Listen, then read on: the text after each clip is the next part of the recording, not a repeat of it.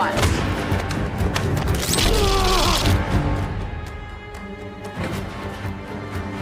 He's moving to taxi 49502.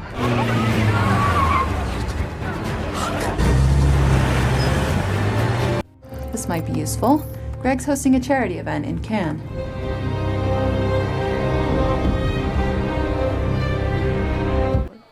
You do your thing and She does. I'll do mine. Grab him by the balls. Yeah. Then I say, Okay, sweetheart. go on then. 2 days later, he's diagnosed with testicle cancer. Oh my God. Okay, what do I do now? Stay where you are. Get special forces. He's good with his feet and worse with his hands. This be a good little buggy. Outclassed as usual. You'll only mess this up like you do all the others, Mike. More to watch.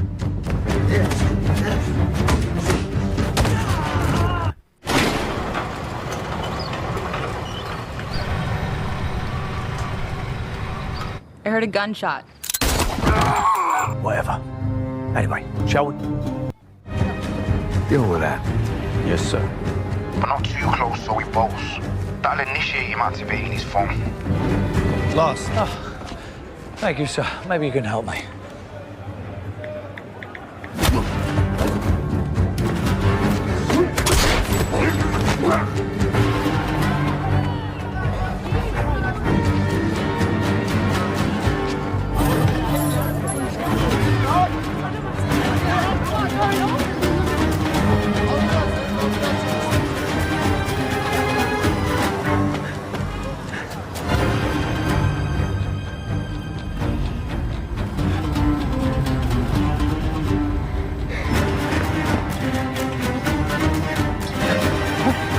He's still there.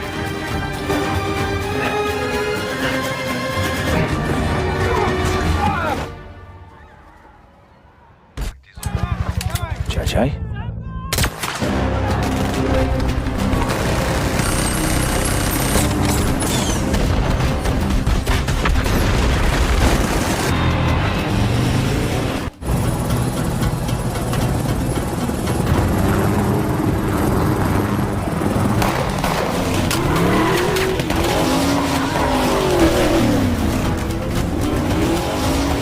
Did the other two get out okay? Don't worry about them. They can take care of themselves. Find out where they are. 2 minutes southwest of this thing.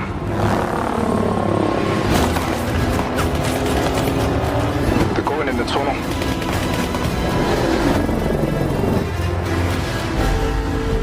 Oh, I think we're in trouble here. I don't want to... Bye, boys.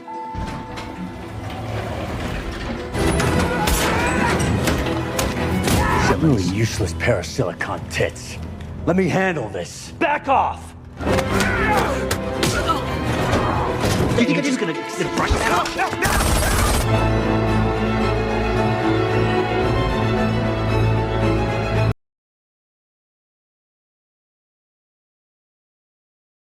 In Ukraine, a group of mafias slaughtered scientists in a laboratory. Their goal was to steal an AI weapon that the scientists had just created. The AI weapon was believed to have the potential to destroy the European continent. 2 days after the incident, an agent named Nathan was summoned to the Ministry of Defense building. Nathan was assigned the mission to retrieve the stolen AI weapon in Ukraine. The minister explained that if the AI weapon fell into the wrong hands, it could devastate Europe. Hearing this, Nathan accepted the mission and showed a photo of his best spy, Orson, to the minister. Nathan planned to recruit Orson for the mission, but the minister refused because Orson's fee was very high. The minister suggested that Nathan use a spy named John instead. Nathan explained that John was already working with another agent named Mike, who was his rival, making it impossible to hire someone working for Mike. Reluctantly, the minister agreed to let Orson join Nathan's team. Where is he?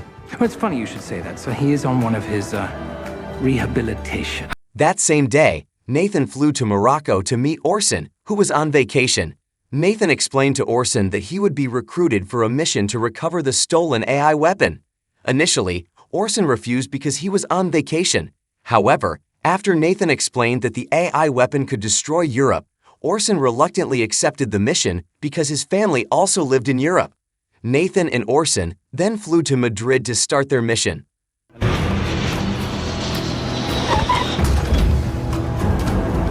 Upon landing, they were greeted by Jaja and Sarah, who were also part of Nathan's team.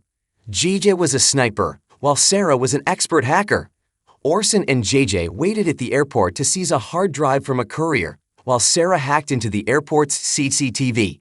When the courier appeared on the CCTV, Sarah hacked the courier's phone and directed him to a coffee shop on the lower floor. Initially, their plan went smoothly without any obstacles.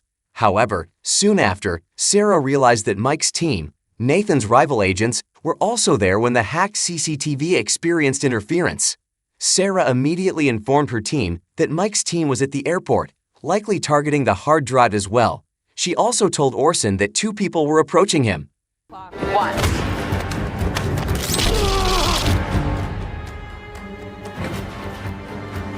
He's moving to taxi 49502.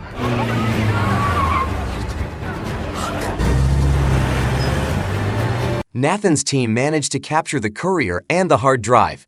During their journey, the elderly courier suffered a heart attack. While in pain, the courier revealed that the person who assigned him had kidnapped his wife. He provided an address and a meeting time with the buyer of the hard drive, asking Nathan to pose as the courier to meet the buyer and rescue his wife.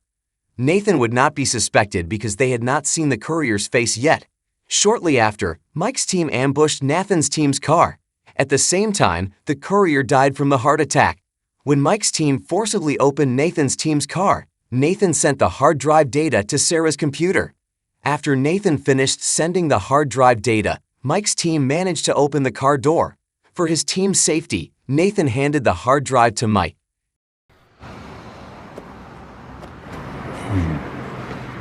Let's go. After Mike left, Sarah contacted Nathan, saying the hard drive data was locked. Nathan had no choice but to disguise himself as the courier and find out who the buyer was.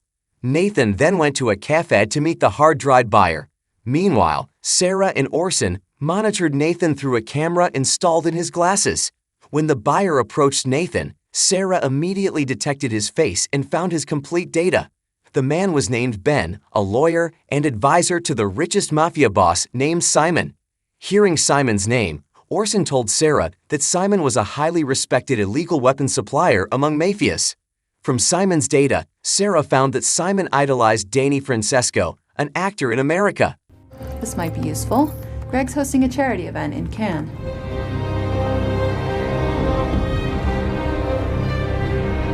Nathan's team then flew to Leh to pick up Danny Francesco.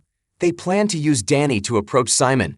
Upon arriving at Leh Airport, Nathan's team strategized. Nathan and Sarah waited at the airport while Orson met Danny on his private plane.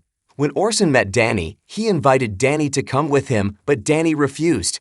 Orson then showed a tablet containing a compromising video of Danny with his sister-in-law. Fearing the video would be leaked, Danny reluctantly complied with Orson's demands.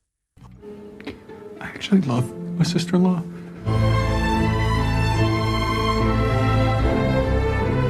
Orson and Sarah took Danny to Cannes, France, to attend a fundraising event on Simon's yacht. Once on Simon's yacht, Orson and Sarah instructed Danny to approach Simon and distract him while they searched for information on where Simon kept the stolen AI weapon. When Simon saw Danny, he was shocked that his idol was at his event. Simon welcomed Danny warmly and engaged in conversation. While they were chatting, Orson and Sarah noticed one of Mike's men from the Madrid airport at the party. Orson realized that Mike was also targeting Simon to get the AI weapon. Orson asked Sarah to plant a bug in Simon's private room while he dealt with Mike's man. You do your thing and I'll do mine. Grab him by the balls. Yeah. And I say, Sweetheart. go on then. 2 days later, he's diagnosed with testicle cancer. Oh my God. Okay, what do I do now? Stay where you are and get special forces. He's good with his feet and worse with his hands. Just be a good little buggy. Outclassed as usual. You'll only mess this up like you do all the others, Mike. What to watch? After successfully planting the bug, Sarah rejoined Danny, who was still chatting with Simon. Sarah pretended to be Danny's girlfriend, prompting Simon to invite them both to his villa in Turkey for a few days. Shortly afterward, Simon's business associate approached and asked Danny for a photo together. Orson, having just subdued one of Mike's men, arrived and promptly took Danny and Sarah away from the scene.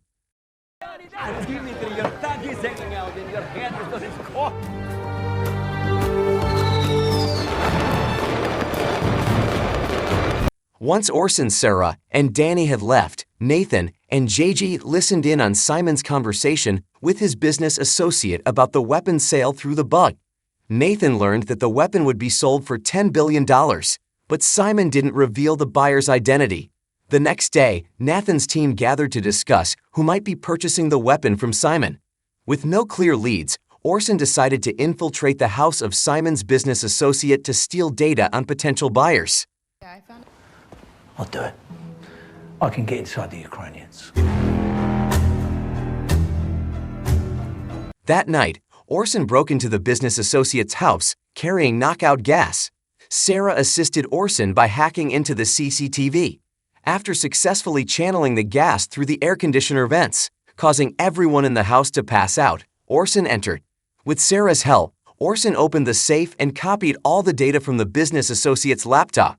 To cover his tracks, Orson stole valuable items to make it look like a robbery.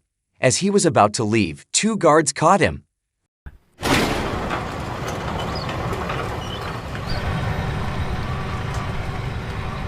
I heard a gunshot.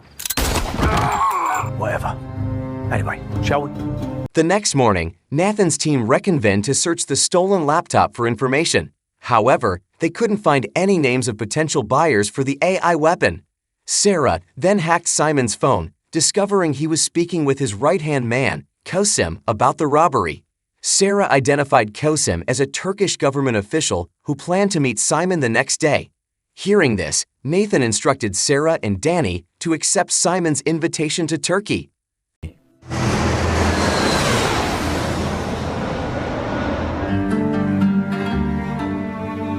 Sarah and Danny arrived at Simon's villa, where they were warmly welcomed.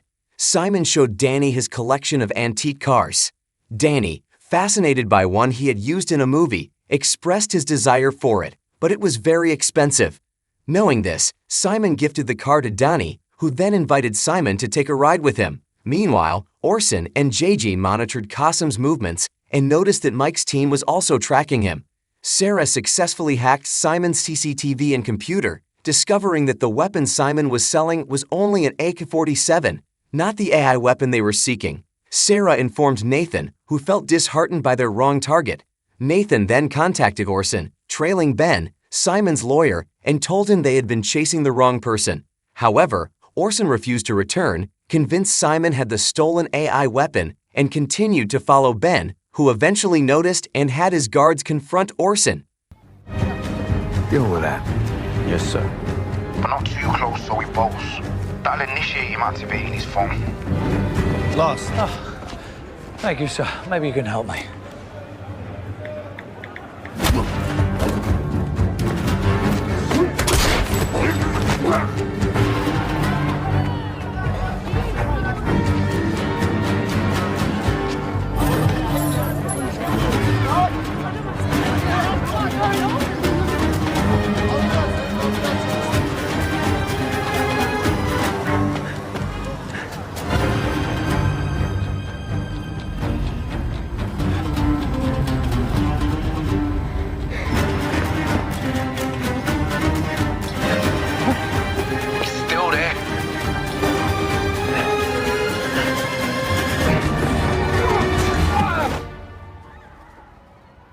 After Ben was killed, Gigi arrived to rescue Orson. That night, the Minister of Defense confirmed to Nathan that Simon didn't have the AI weapon but possessed the hard drive's password to activate it. Simon planned to have Ben sell the password the next day. Fortunately, neither Simon nor the buyer knew Ben was dead, as their communication had been solely by phone. Hearing this, Orson volunteered to impersonate Ben and retrieve the AI weapon. Can we make me Ben Harris? Go on. I'll do the deal myself. The next day, Orson, disguised as Ben, met the buyer while JJ protected him from afar. When Orson contacted Simon, Sarah, still at Simon's villa, altered Orson's voice to sound like Ben. Unaware of the deception, Simon gave Orson the hard drive's password. Once the hard drive was activated, Simon's men recognized Orson as their attacker and aimed a gun at him, prompting JJ to act quickly. JJ?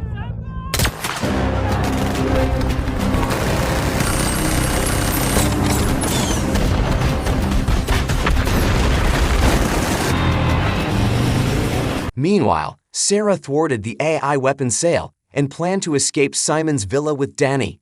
Orson, attempting to flee by car, was attacked from all directions until his car was damaged, realizing the attackers were Mike's team. At the villa, Simon learned of Ben's death and Sarah's hack. He ordered his men to capture Danny and Sarah. Do it now.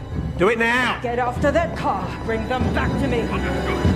Mike's team captured the hard drive buyer and seized the hard drive, then killed the buyer. Mike departed by helicopter, instructing his men to kill Orson, but JJ protected Orson from afar. After eliminating Mike's men, JJ informed Orson about a nearby helicopter with a dead pilot. Meanwhile, Danny and Sarah were still being chased by Simon's men.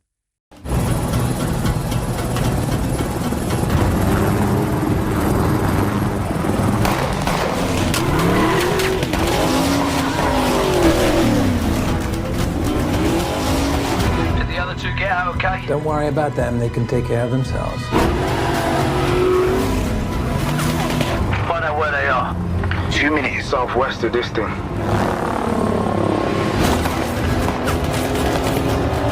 They're going in the tunnel.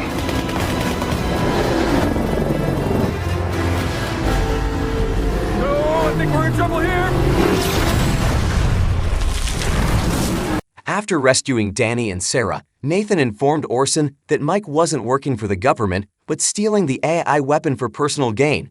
Nathan assumed Mike intended to use the AI weapon as a financial atomic bomb, causing chaos in the banking system and eliminating trust in conventional markets, leaving gold as the only credible currency. Hearing this, Orson planned to meet Simon for cooperation. At Simon's villa, Orson proposed working together to retrieve the stolen AI weapon from Mike. Initially reluctant due to Orson's previous attack, Simon was persuaded by Danny and agreed to cooperate. Oh, Danny. Well, how can I say no? Nathan briefed the Minister of Defense on Mike's plan to use the AI weapon for financial terrorism. The minister instructed Nathan's team to stop Mike immediately. Now it's time for your man to prove his worth. That night, Simon took Danny to meet his business partner, who Mike intended to sell the AI weapon to. Sarah and JJ helped Orson infiltrate the meeting. Sarah disrupted the communications while JJ protected Orson from a distance. Simon subtly sabotaged his business partner's deal with Mike, leveraging the AI weapon's impact. Bye, boys.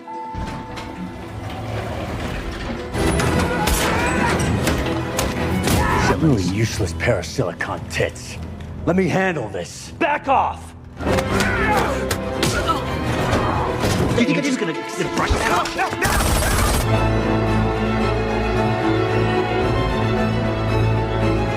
When Orson arrived, he found everyone dead. Mike, still alive, attacked Orson but was quickly overpowered due to his severe injuries. Orson retrieved the AI weapon. The next day, Orson, Sarah, and JJ traveled to Doha to meet Nathan and hand over the AI weapon.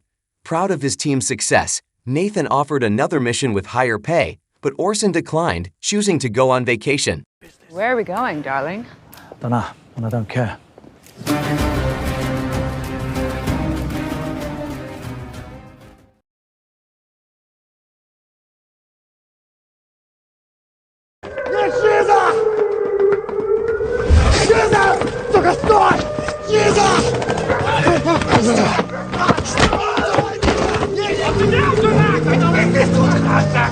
Парти, что ты помог мне предотвратить побег. Ты только подтверди, понял? Какие людям потом в глаза смотреть будут? Каким людям-то, а? Вот этим, а? Сука! Я все равно улечу! Сука! Я бы его так кувалдой промеж глаз.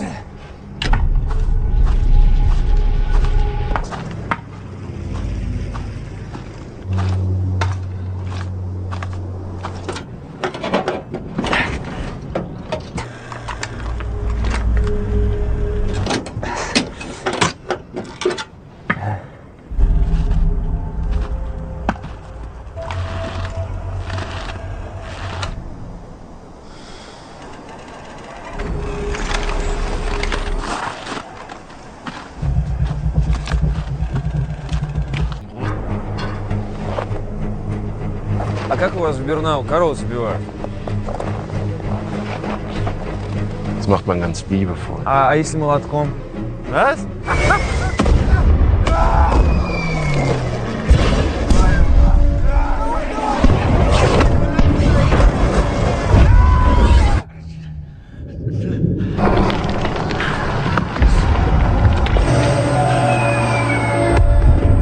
Только не мanga.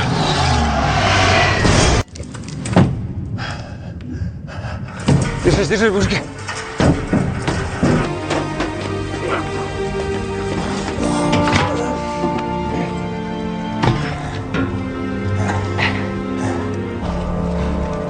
За мной.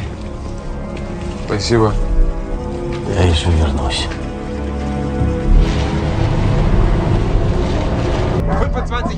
Наказание! 25 ударов!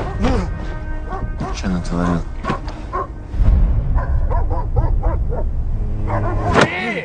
Подыгрывай. Genug, Sokolov! Hat es Spaß gemacht? Ja. Capo, übernehmen! Убьют.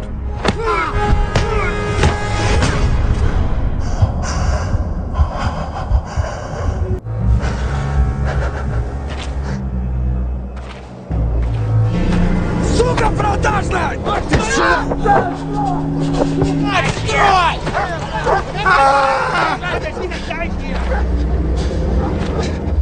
Kümmert euch drum!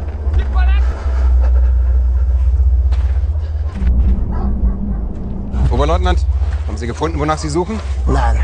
На аэродром! Давай. Давай уже!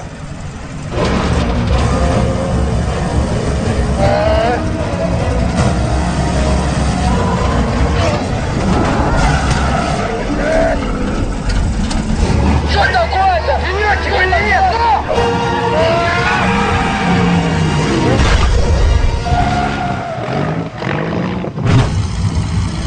Я...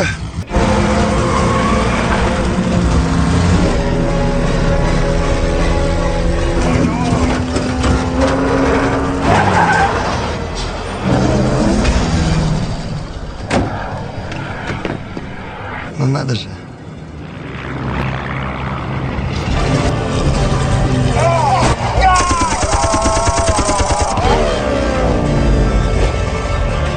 Миш, я падаю. Отцу. Отцу не говори. Прости меня за все.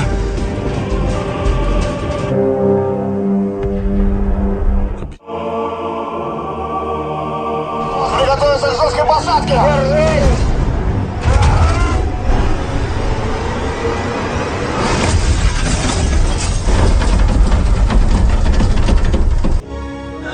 Молодец. Сверни дырочку на кителе.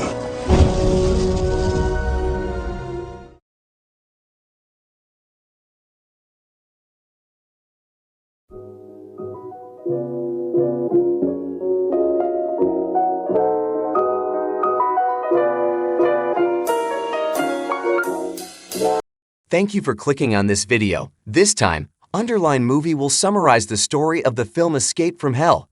Based on a true story, this film tells the seemingly impossible escape of a Russian fighter pilot from a German prison camp. What is the full story? Let's find out together.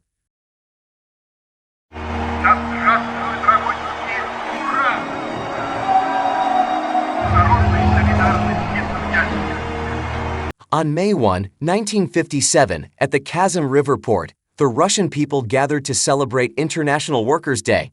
After the event, a man named Mikhail Deviateyev and his family boarded a bus to go home. On the bus, Mikhail greeted an elderly man, but the old man called Mikhail a traitor to the country. The old man was the father of Mikhail's friend, Kolya, a Russian fighter pilot. Kolya had been declared dead by his country while fighting against Germany. When the old man insulted him, Mikhail remained silent. Вот если бы Коля выжил, боялся, как вы, а вам? The story flashes back to the past, specifically to July 13, 1944. An aerial battle took place between Russia and Germany near the border. In that battle, Michael tried to shoot down several German planes, but soon after, Michael's plane was hit and caught fire. Fortunately, Michael managed to escape before his plane crashed.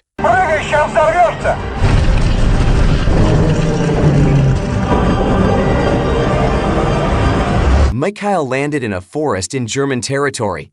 After that, he was captured by German forces and taken to a camp for captured pilots. In that camp, the captured pilots were given briefings and offers. They were given the opportunity to live, but they had to serve Germany and become special pilots for them. They were given the chance to live as traitors. After the briefing, all the prisoners left the room except for Michael. Then, the man who gave the briefing approached Michael.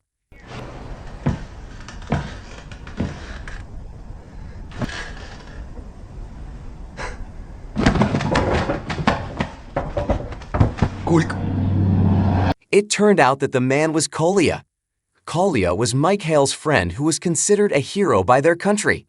It turns out Kolya was still alive and working for Germany. At that time, Kolya tried to persuade Michael to join him. But instead, Michael urged Kolya to escape and return to their country. However, Kolya refused Michael's offer because he had already become a traitor to the country. His father would never forgive him. Погоны немецкие. Позор семье. Мне отец не простит. That night, Michael and several other prisoners tried to escape, but Kolya and some German soldiers pursued them. Kolya tried to stop Michael and protect him from punishment by the German soldiers.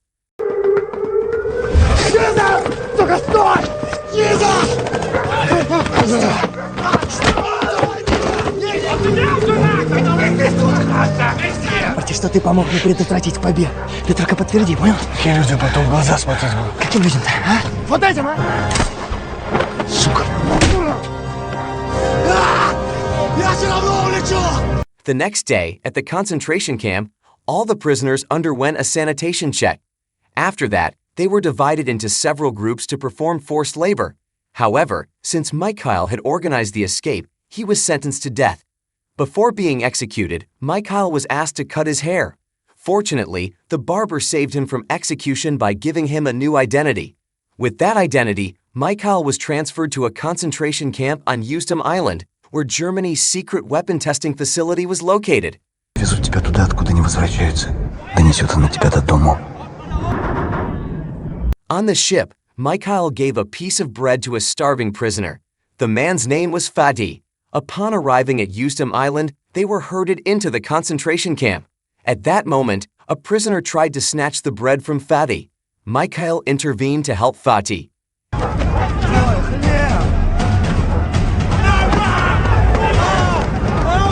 After that, the Germans confirmed the identities of the prisoners, and they were forced into labor. While working, Michael noticed there was an airfield in the camp. That night, the prisoners were gathered and ordered to sing a German anthem. Shortly after, a German test missile hit the area, and Fadi was one of the victims.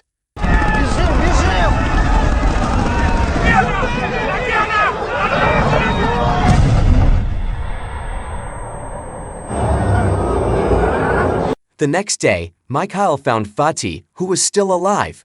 Fadi was grouped with the corpses of the missile explosion victims from the previous night. Before dying, Fadi asked Michael to find a man named Corsa and tell him that Michael would take his place. Прости. Зажди, коржа. Воды. Какого коржа? While working, Michael heard someone calling for Corsa. Then, Michael followed Corsa, who went to the seashore. When they met, Michael told Corsa that he would replace Fati. A prisoner named Sokolov, who was assigned to watch over the prisoners, was also secretly working with them. After that, they explained their escape plan to Michael.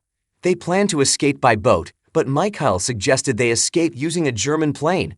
During their lunch break, they gathered and meticulously planned their escape within 2 minutes using the German plane. However, Michael, who would be the pilot, felt that 2 minutes was not enough for the escape because all the instructions for flying the plane were in German. Michael needed to understand German first. A prisoner mentioned that there was a damaged German plane near a bunker in the forest. Ну, вроде такие же, как наш. Устрой на завтра в понять бригаду.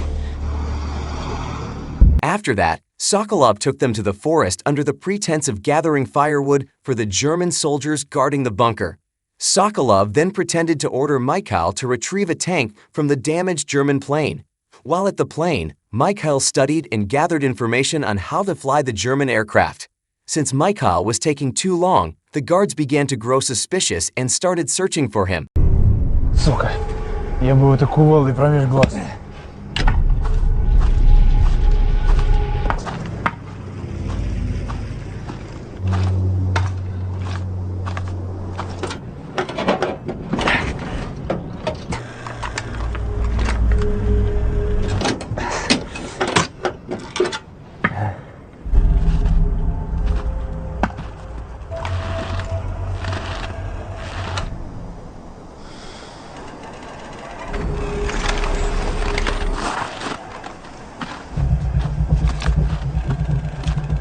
Days passed, and Mikhail continued to learn German and study how to operate the German plane.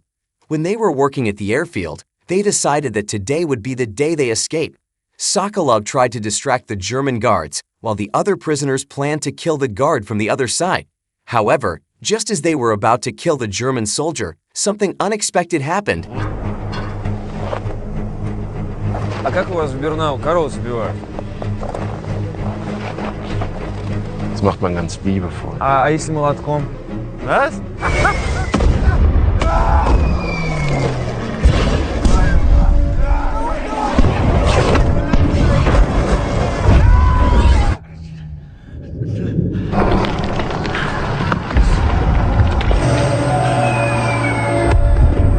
Только не мангал. The airfield was attacked by Russian forces. However, one bomb didn't explode and landed near one of the German planes. Mikhail volunteered to defuse the bomb for one of the German officers at the airfield, pretending to help them in exchange for food afterward. While defusing the bomb, Mikhail observed the plane. Shortly afterward, he successfully disarmed the bomb. Держись, держи, мужики.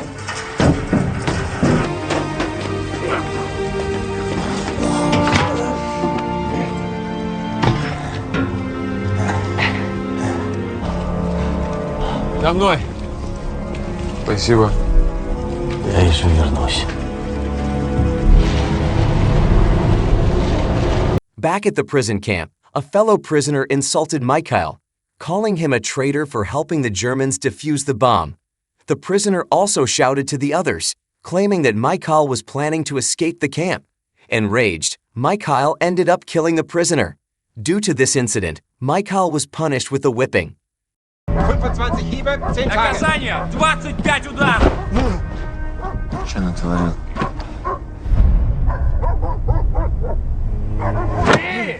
Подыгрывай. Genug, Sokolov. Hat er Spaß gemacht? Ja. Capo, übernehmen. Убьют.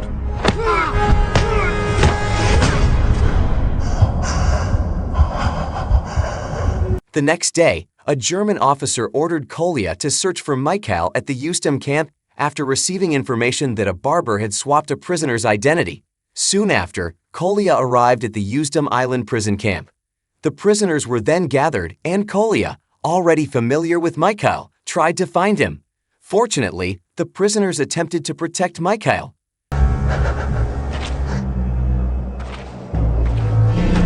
Сука продажная!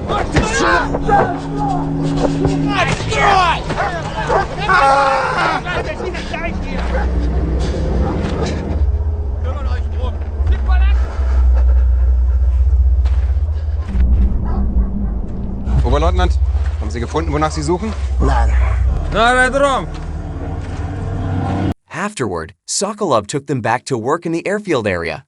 Once the German soldiers left the airfield, Sokolov attempted to kill the German guard, with the other prisoners helping him.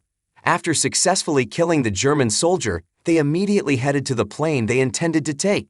At the same time, Kolya heard that a prisoner had successfully defused a Russian bomb at the airfield. Realizing this, Kolya understood that Mikhail was indeed at the camp. At the airfield, Mikhail and his friends managed to start the engine of the German plane and prepared for takeoff. The German soldiers guarding the airfield didn't realize that it was Mikhail piloting the plane. However, because Mikhail hadn't yet fully mastered flying the German plane, he struggled during takeoff. Давай! Давай уже!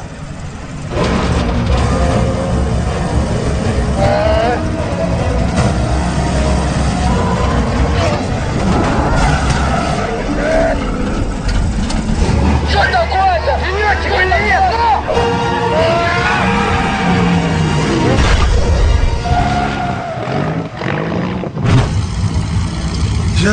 At the same time, Kolya and several German officers arrived at the airfield and noticed that a plane was missing. Shortly afterward, they saw Mikhail's plane attempting to return to the original runway. Kolya and the German soldiers quickly moved to intercept the plane.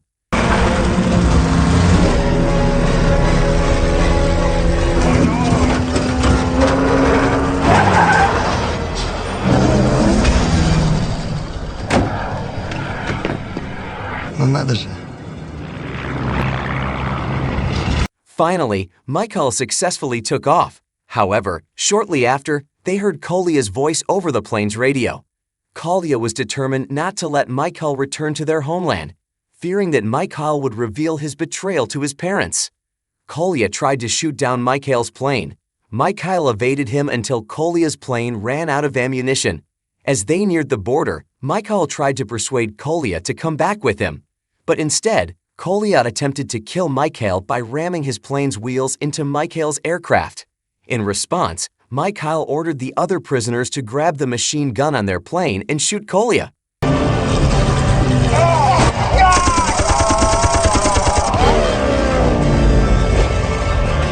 Миша, я падаю.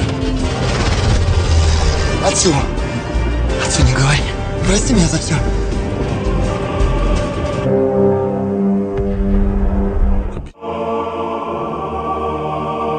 As they reached the border, they were fired upon by Russian forces, who mistook them for Germans because they were flying a German plane. The attack severely damaged their plane, forcing Mikhail to make an emergency landing.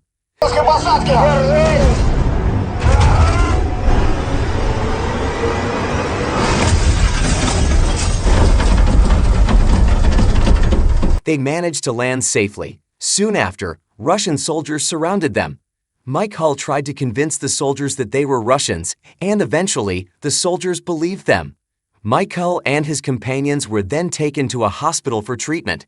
While at the hospital, Russian officers asked Mikhail to pinpoint the locations of German weaponry on a map. All the German weapon locations were subsequently destroyed in a full-scale airstrike by Russian forces. Молодец.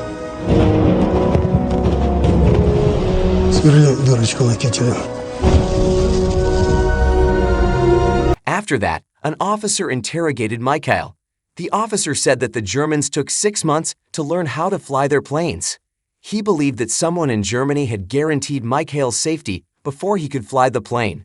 Mikhail was asked to reveal who this person was, but he remained silent. The story returns to the moment when Kolya's father insulted Mikhail as a traitor. Kolya's father asked who had ensured Mikhail's safety in Germany back then, but Mikhail remained silent and did not tell him that it was Kolya who had guaranteed his safety and betrayed their country.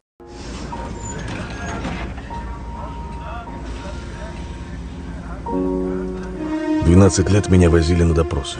В этот день меня вызвали в Москву. Спустя 12 лет после побега и все вокруг от мала до велика кричали нам «Слава героям!»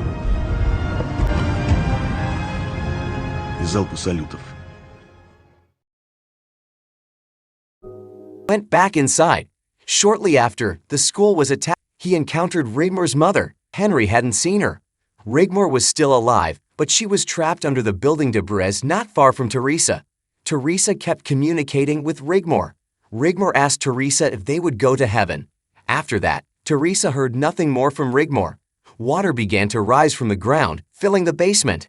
The rescue workers quickly brought hoses to try to reduce the water in the basement. Frederick took the hose into the basement. Shortly after, Frederick managed to find Teresa among the rubble. But unexpectedly, Teresa went into the water to search for Rigmor in the next video.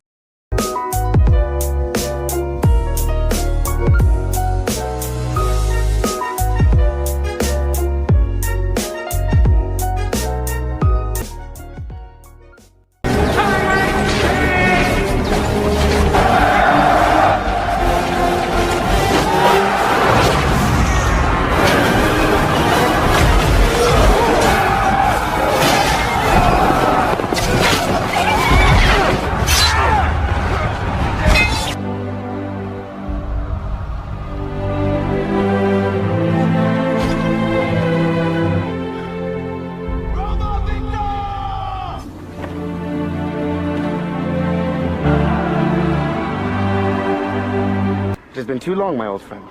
Highness.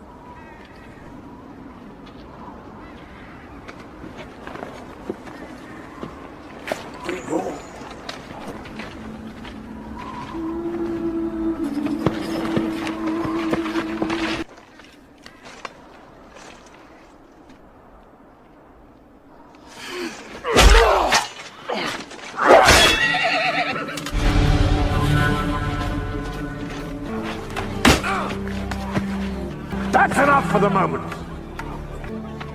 Next.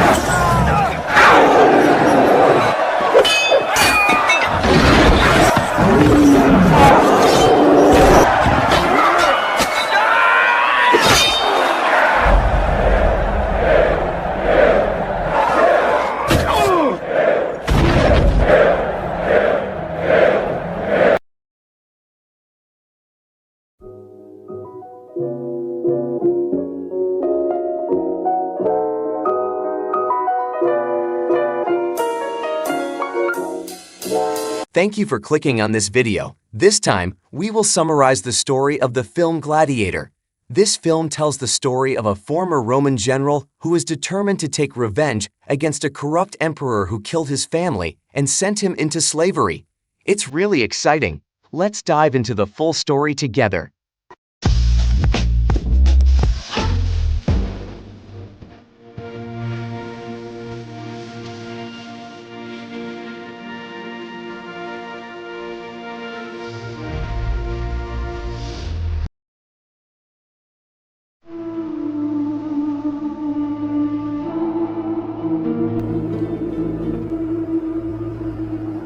At the height of its glory, the power of the Roman Empire extended from Africa to northern England.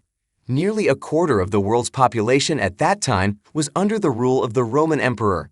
In the winter of 180 AD, a war occurred between Emperor Marcus and the barbarian tribes in Germania. This war was nearing its end, with only one last fortress standing in Rome's way. A Roman war general named Maximus led his troops against Germania. Soon after, a horse arrived carrying the body of a Roman soldier sent to negotiate, signaling that the barbarians refused to submit to Roman rule. Maximus then prepared his troops to battle the barbarian forces.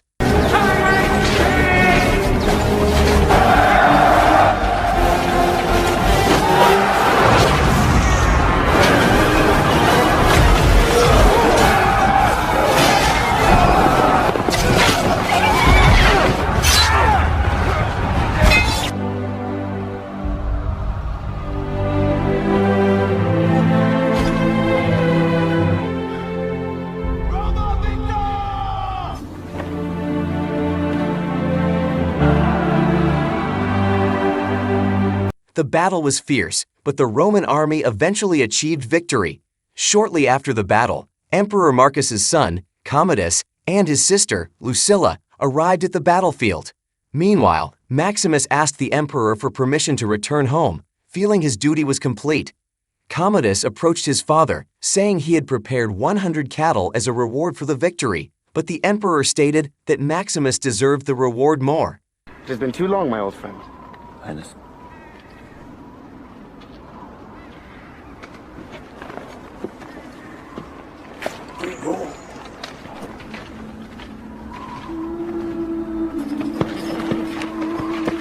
That night, Maximus visited his injured troops. He cared deeply about their condition, which earned him great respect. Afterward, Maximus joined in the victory celebration. Commodus invited Maximus to join him as a general by his side, but Maximus declined, stating he only wanted to return to his family after Marcus' passing. The next day, Maximus was summoned to meet Emperor Marcus. The emperor wanted Maximus to lead Rome after his death and to put an end to the corruption in Rome. However, Maximus declined the offer, feeling he was just a man from the countryside and that Commodus, the emperor's son, should rightfully be emperor. The emperor disagreed, believing Commodus was unfit to lead due to his childish nature. Maximus was torn and asked for time to consider the decision. The following night, Commodus visited his father. Emperor Marcus revealed his intention to appoint Maximus as emperor after his death. Hearing this, Commodus was deeply disappointed and enraged, slowly killing his father.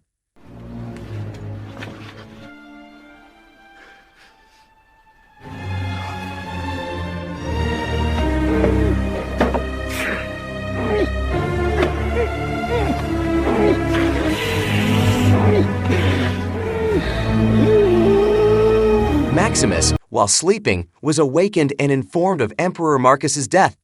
Inside the room, Commodus demanded Maximus's loyalty, but Maximus walked away. In his tent, Maximus asked his servant to wake Senators Gaius and Valerius, suspecting foul play in the emperor's death.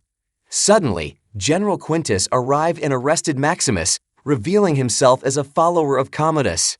Quintus ordered his men to execute Maximus per Commodus's command. The next day, Maximus was taken to a forest for execution but managed to escape.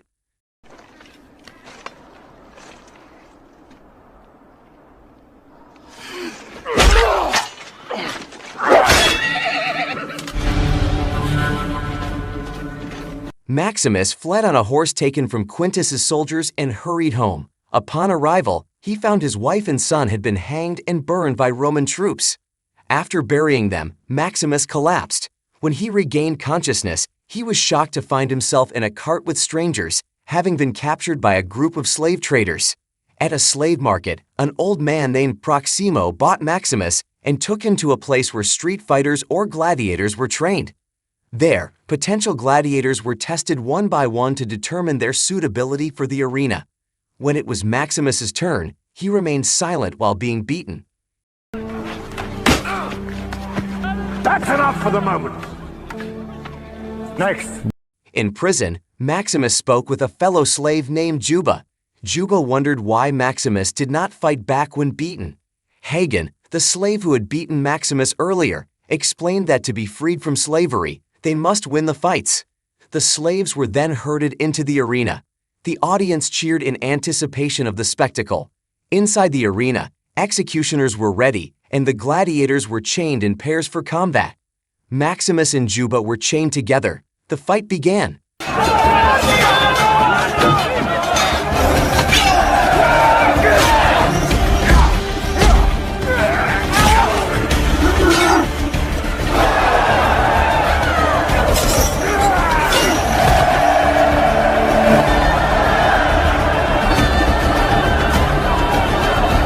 Maximus and Juba managed to defeat the executioners in the arena. The audience cheered for them. Meanwhile, Commodus was crowned Emperor of Rome. Upon arriving at the palace, Commodus was greeted by senators who immediately discussed Rome's issues.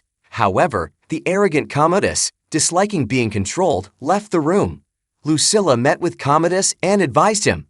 Frustrated, Commodus stated that if the Roman people were happy with the war victory, they would also enjoy gladiator battles. Commodus planned to hold a gladiator tournament. Proximo heard that Commodus was holding gladiator matches in the Colosseum to commemorate his father's death. Proximo wanted Maximus to compete in the Colosseum because if he won, he could gain his freedom. Maximus agreed, as he had another goal, to avenge his family's death by killing Commodus. The participating gladiators then set off for Rome. Lucilla gathered with the senators and revealed all of Commodus' crimes against the state. Commodus had sold Rome's food supplies to finance the gladiator matches, threatening Rome with starvation for 2 years. Lucilla also said that Commodus planned to dissolve the Senate and wanted all his actions stopped immediately. In the Colosseum's underground chambers, Maximus and the other gladiators prepared to enter the arena. The gladiators entered the Colosseum, which was filled with spectators. Shortly after, Commodus arrived at the Colosseum. The match promoter welcomed the audience and introduced the barbarian forces as the gladiators' opponents. The battle began.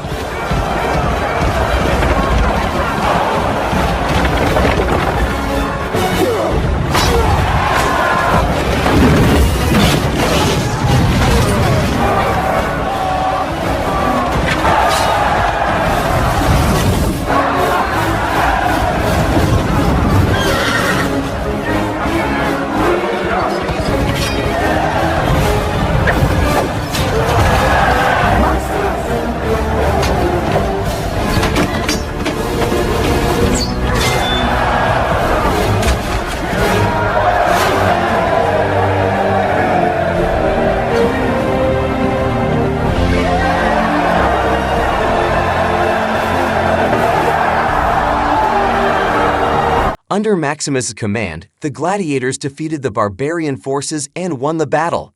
Afterward, Commodus entered the arena to congratulate the gladiators.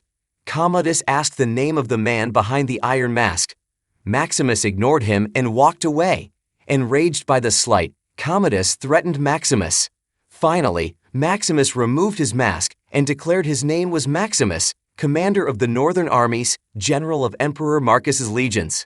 Commodus was shocked because he had ordered Maximus's assassination. Commodus ordered his men to prepare to kill Maximus, but the Roman people, seeing this, shouted for Maximus to live. Fearful of being hated by the people, Commodus spared Maximus and left the arena.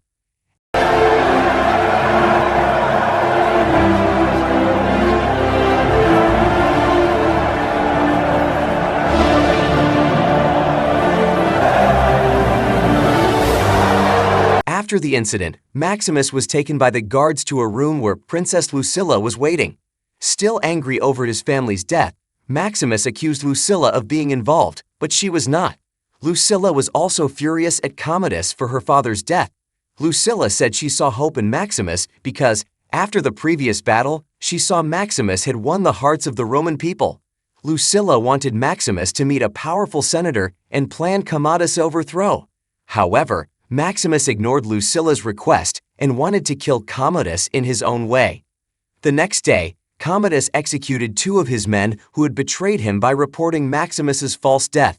The next match began soon. Commodus arrived at the Colosseum, and Maximus's former servant also attended the match. This time, Maximus's opponent was Tigris, Emperor Commodus's champion gladiator. Maximus entered the arena, and Commodus placed 4 tigers in the arena.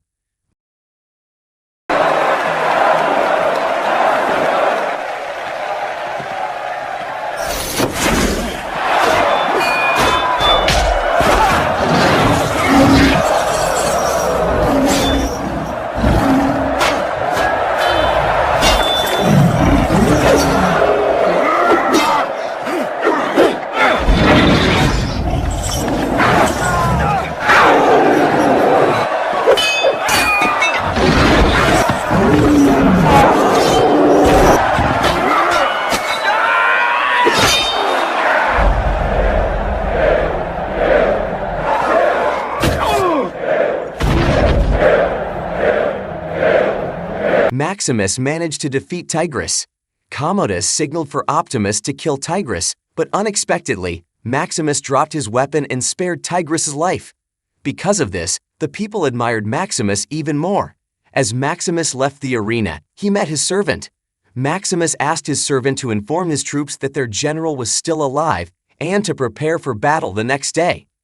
At the gladiators' headquarters, the servant returned to Maximus and reported that his troops were ready to fight.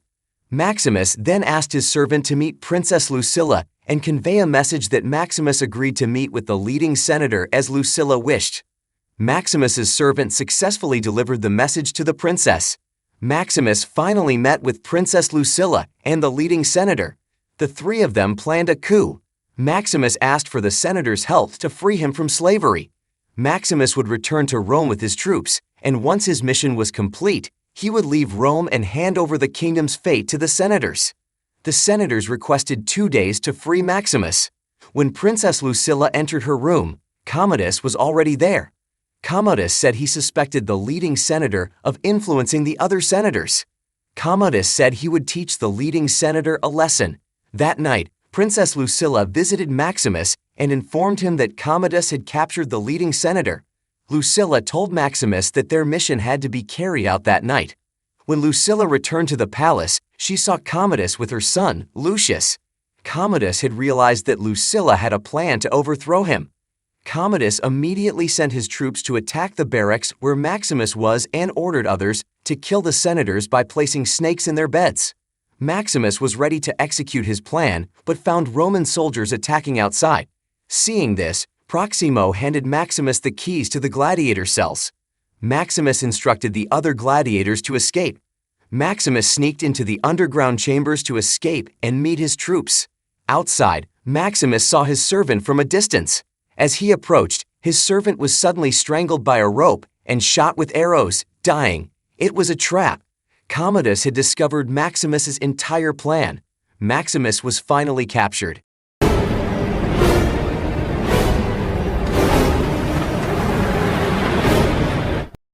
In the Colosseum prison, Maximus was chained. Commodus challenged Maximus to a duel in the arena. But before that, Commodus stabbed Maximus with a poisoned knife. Commodus and Maximus then entered the arena. Commodus was escorted by several Roman soldiers led by Quintus. The soldiers formed a circle around the fighting area. They both began to fight. Maximus appeared very weak due to the poison's effects. However, the battle remained intense until Maximus managed to disarm Commodus. Commodus asked the soldiers around him for a sword, but Quintus unexpectedly ordered his men not to give Commodus a sword. Commodus pulled out a small knife hidden in his sleeve and attacked Maximus, but Maximus turned the tables and stabbed Commodus with the knife Commodus had. Commodus finally died at Maximus's hands. After killing Commodus, Maximus told Quintus to free all the gladiators and give authority to the senators to restore the Roman government. Maximus then collapsed. Lucilla approached Maximus and said her goodbyes. Maximus finally died from the poison in his body.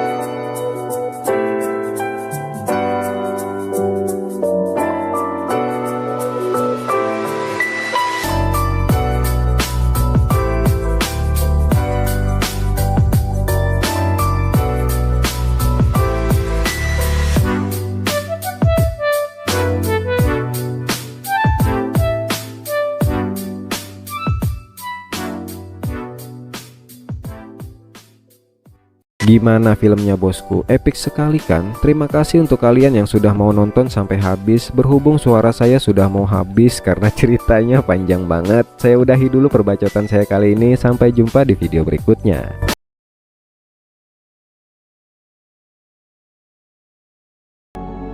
Kalau harga diri yang paling rendah itu adalah pengkhianat.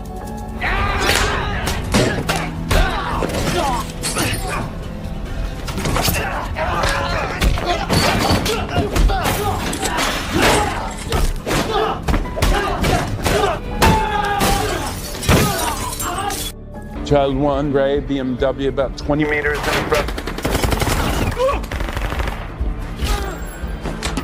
Dougie, keep it 12. 1, cover the pack.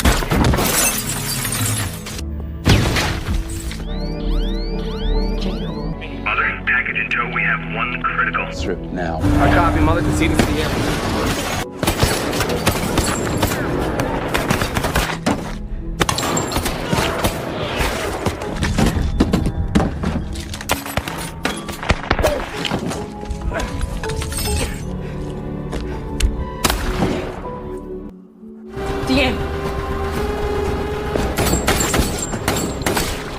Eto, parating na!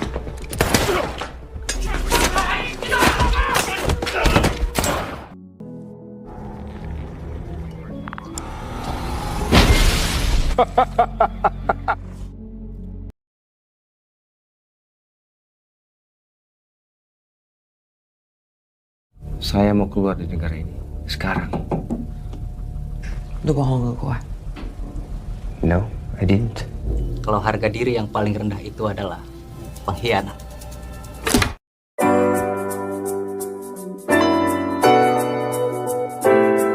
Hello to all the successful people who love to lounge while watching movie plots. Thank you for clicking on this video. This time, Underline Movie will discuss the plot of a film titled Mile 22. This film stars one of Indonesia's pride, Iko Uwais. The movie is about a group of secret American agents called Overwatch. They are recruited to investigate a bomb material called cesium. This cesium is extremely dangerous. The power of 4 kilograms of cesium is estimated to be more than the combined force of the 2 atomic bombs dropped on Hiroshima and Nagasaki.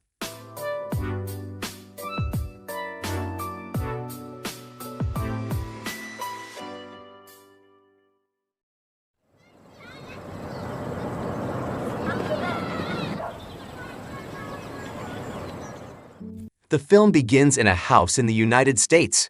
A husband and wife are seen arguing because they are confused about finding someone's address. They are Alice and Alexander. It turns out that they are both members of Overwatch who are only pretending. Not far from them, other team members are already preparing. The field leader of Overwatch is James Silva. They are tasked with retrieving a computer hard drive believed to contain important information about cesium. Every time they take action, Overwatch is always guided from their headquarters by their team led by Bishop. Alice and Alexander then pretend to be visitors, throw a flashbang, and quickly secure the house. They then open the back door so that the rest of the Overwatch team can enter. Everything goes smoothly. William easily finds the places where the hard drives are stored as planned.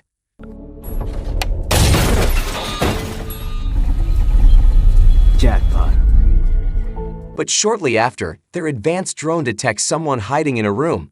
Alice checks the place where the person is hiding. Seconds, make it quick.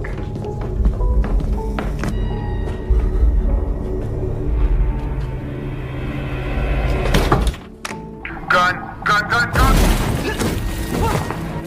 Suddenly, the person fires a shot, causing Alice to fall. Fortunately, Alice is wearing a bulletproof vest, so her life is saved. Using the commotion, the hostages then fight back, and Alexander loses his life. One of the hostages then opens a gas line that spreads throughout the room, intending to blow up the house. Assault 1 Child 1, what are we doing? Stay put, we're on the clock. Due to the hostages' resistance, a shootout is inevitable. However, with their skills, the Overwatch team manages to control the situation. PA 2 minutes.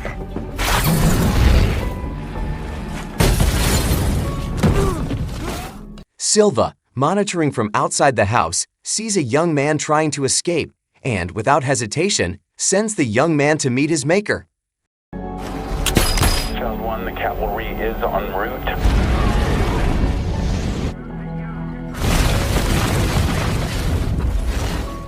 The Overwatch team successfully completes the mission and exits the house before a large explosion occurs. The next day, Silva sees the news on television. It turns out they hit the wrong target.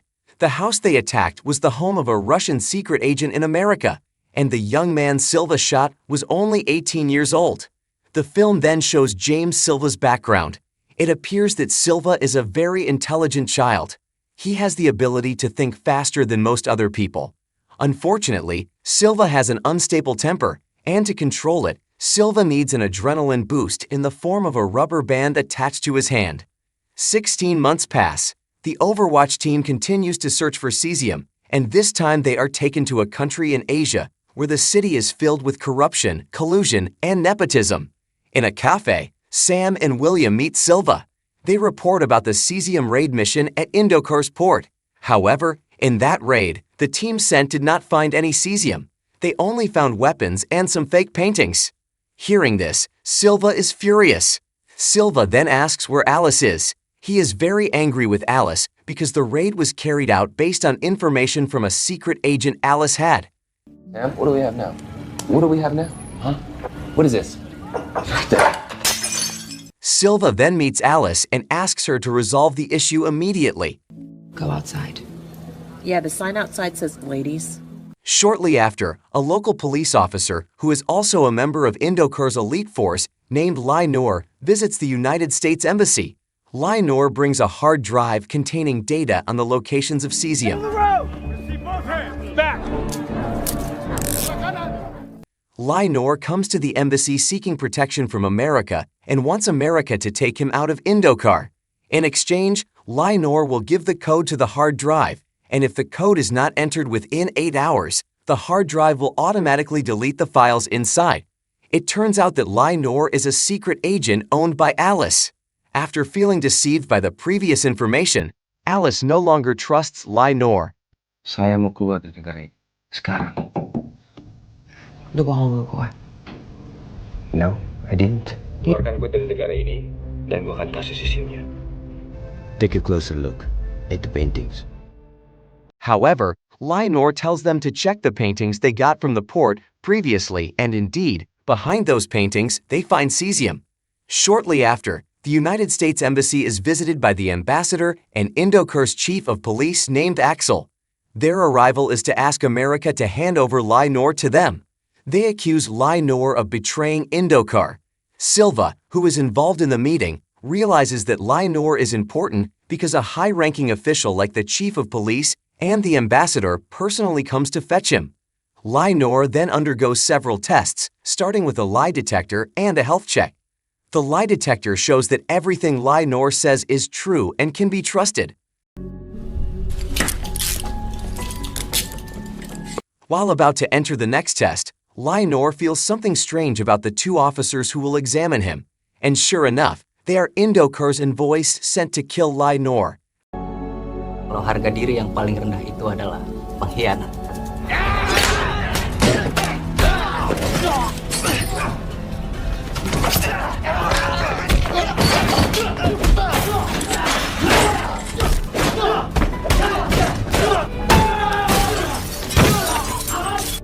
However, even with handcuffs on, Lai Noor manages to defeat them.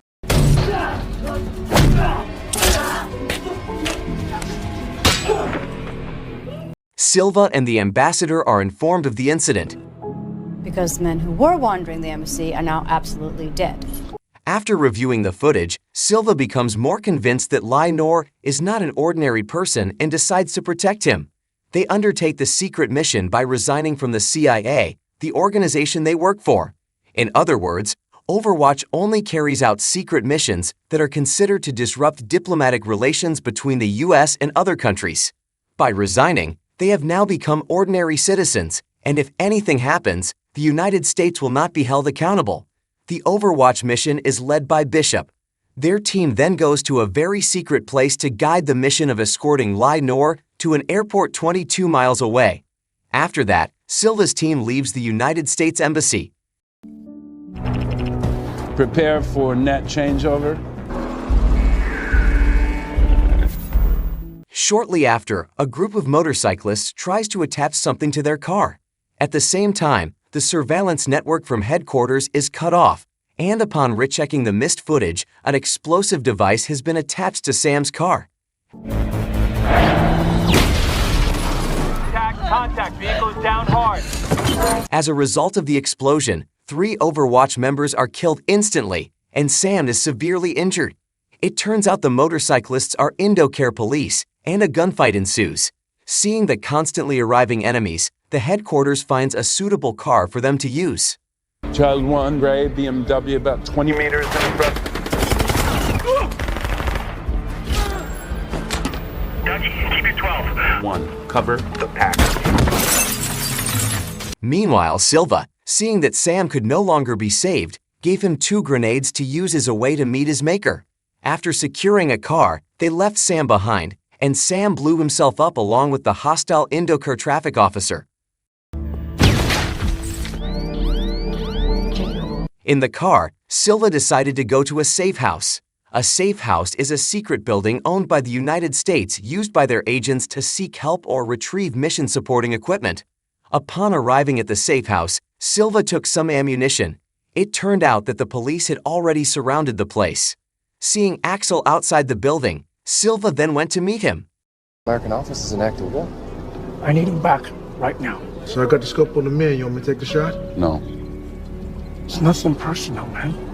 I'm just doing my job. I'm just doing mine. When Silva re-entered the building, unbeknownst to him, an intruder had placed a grenade on a table. The explosion severely injured William's leg. Shortly after, some strong women arrived and attacked Silva. Luckily, Lenore came just in time to help him. Due to the continuous attacks, Silva decided to leave. Mother, package in tow. We have 1 critical. Strip now. I copy, Mother. Proceeding to the airport. However, suddenly their car was rammed by the pursuers. Realizing there was little time left before the pickup plane arrived, William decided to hold off the Indocare police on his own. Meanwhile, Silva, Alice, and Lenore were guided out of the area by headquarters.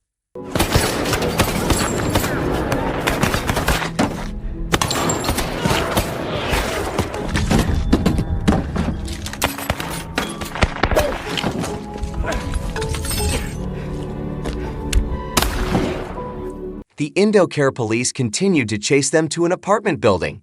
The relentless attacks caused Silva and Alice to be separated as Alice tried to protect a child.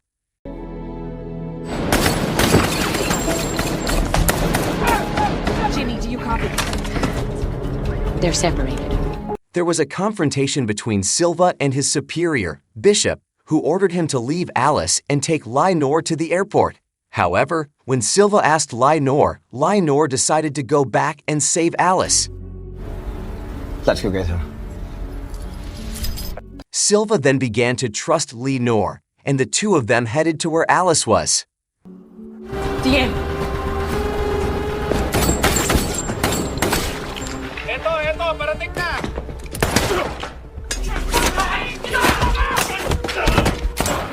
Meanwhile, Alice, who initially managed to hold on, began to run out of ammunition and was forced to surrender to a police officer. Please, I'm a mother, please. Alice tried to fight with all her might, but the difference in muscle structure between Alice and the Indocare police officer left Alice at a disadvantage. Fortunately, Lenore arrived just in time and managed to shoot the Indocare police officer. After that, they left by car heading to the airport. However, Axel suddenly blocked their path. Meanwhile, the plane that had arrived earlier decided to leave. Feeling there was no time left, Silva requested the advanced U.S. drone to eliminate Axel from the equation.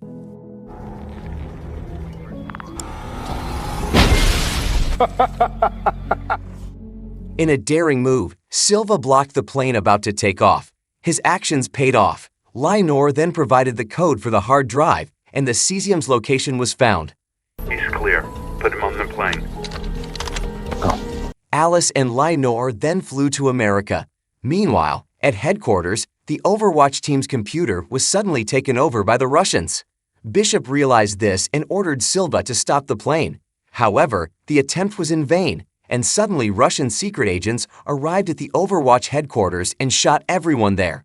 On the plane, Lenore also managed to kill Alice by stealing a gun from the guards.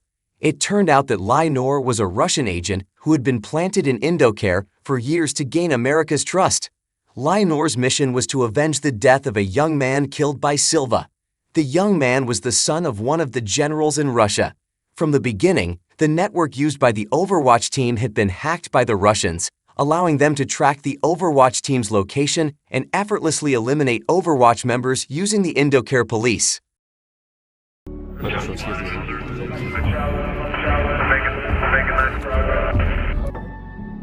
The great game continues. Today was yours. See you tomorrow. So, what do you think of the movie? I hope you enjoyed this content. The moral message from this film is that gaining someone's trust is not easy. Strive with the perseverance of Lenore.